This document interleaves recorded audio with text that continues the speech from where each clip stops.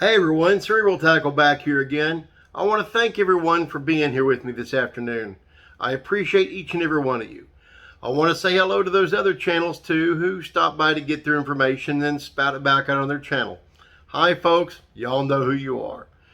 With that said, I've got some new information coming down the pipe that may shed little light on where this whole Runyan and Cominsky trial is headed. This could get interesting, folks. But before we get into it, please do me a solid. Like and subscribe and get ready to share this because we've got a little bit of new information. Now, these two gentlemen just had their latest court date here a couple of days ago on February 22nd. Now, we already know Runyan's not going to be present. His attorneys will be present for him since he's off in Aruba getting his party on.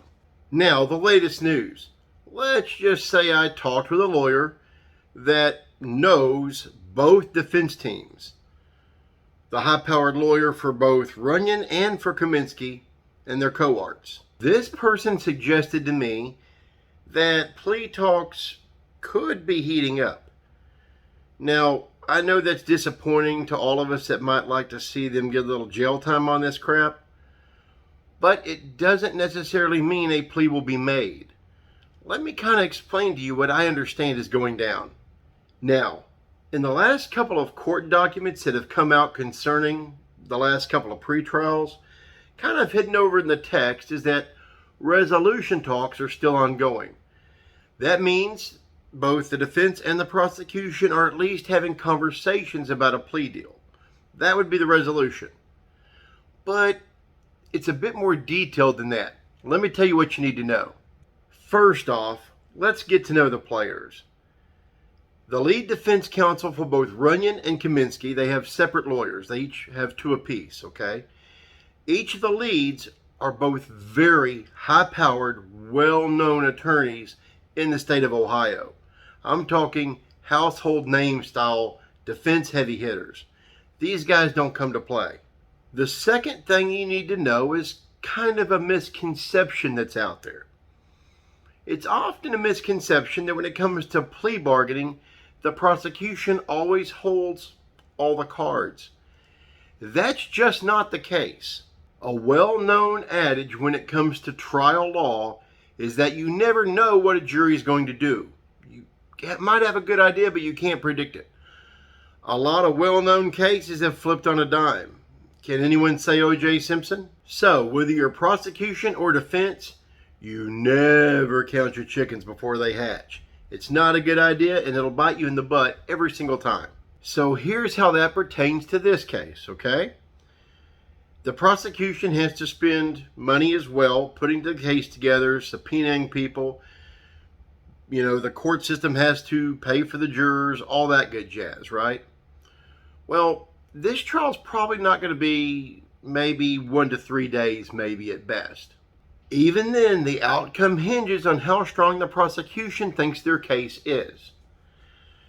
Only they know the real evidence and witnesses they have lined up. Well, I mean, the defense knows out of discovery as well, but the prosecution knows how they're going to play those cards. Now, those are just a few of the things the prosecution has to really weigh when considering what they might offer in the way of a plea deal. It's like a game of poker, right? How many chips are you willing to stick out there, and what's the chance of you winning that pot versus losing it all? Think about it like this. Let's say they offer whatever, just hypothetically. Let's say they offer 18 months in jail. If they think the judge is going to give them, 2 years, they may offer something like that to be more assured that the defense will take them up on the offer. They're always going to come in a little bit lower than what they think either a judge or a jury will offer in punishment to try to entice the defense to bite on their deal. At the same time, if they come in too high of a number on either jail time or fines, the defense is going to call their bluff and say, let's go to trial, we think we can do better. Here's why I also say that the prosecution doesn't always have the upper hand in these kind of negotiations. It's about the timeline. The time for a plea deal is not early on in all these proceedings, and I've been trying to tell folks that during the course of this whole thing since the news broke back in very early October.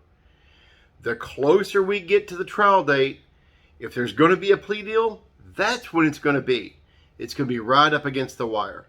The reason for this is the part of the cards that the defense holds in their hand, how they're hedging their bets. Because you never know what a jury is going to do, and because you only need one juror to screw up the whole apple cart and get it tossed, they can kind of sit back on their butts and relax a little while and make the prosecution sweat it out. Now, if we were all sitting around a poker table together making bets on this thing, I would wager pretty high that the prosecution has already floated a little plea deal to these guys early on, like way early on when this case first began. But these heavy hitters, the defense attorneys that both Runyan and Cominsky have separately, they're not going to take the first appetizer slid across the table at them. Why? The prosecution has the burden of proof.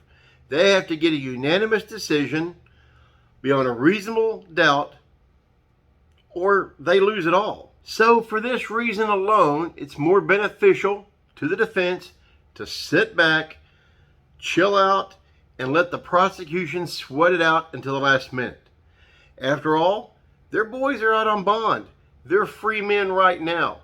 What do they have to lose? What I'm about to tell you is why I think this is going to be a real back and forth ball game, and I'm not sure it's over yet. Back in November in Ohio, there were 14 defendants facing a total of 122 total charges on a venison purchasing and distributing ring. Yeah, it looks like someone from a processing company was processing deer and then selling it. Big time no-no. Lots of collected evidence, search items, including suppression devices. Yeah, good old silencer. Not pretty, right? Well, these guys walked away with only loss of their hunting license for a few years and a S-ton in fines and restitution. No jail time. You look at the size of that case versus the size of this one, and you think, crap, this isn't going to end well for those wanting justice. However, I would tap the brakes because there's something no one else is thinking about that could sit the ball on the other side of the field. With all that said, I don't want you losing hope on me yet. I kind of think this still has a pretty good chance of going to trial. Why? Pure ego. These guys hired the best defense attorneys in the state of Ohio for a reason, and I'm not sure it was to cut the best plea deal. Like I said, it's all about the ego. Remember back at the start of this thing when those videos were coming to light of the cameraman in the boat with the two during one of the tournaments, and they were throwing out things, winners only win, all we do is win, that kind of crap? Well, a bunch of bravado. Then you have Cominsky, while all this is going on and while his other personal stuff that we've covered is going on too, slipping a couple of fake 100s to his son at a bowling alley. The balls on that guy. Man, those don't seem like a couple of guys to me that are just going to take a plea deal. It looks like they're fighting everything they got coming. Could my source be right, and could this thing be headed for a plea? Absolutely. But make no mistake about it. If a plea deal is offered that the defense teams accept, it's only because they know it's the best plea deal they're going to get underneath the circumstances with the evidence and witnesses that will be coming forth.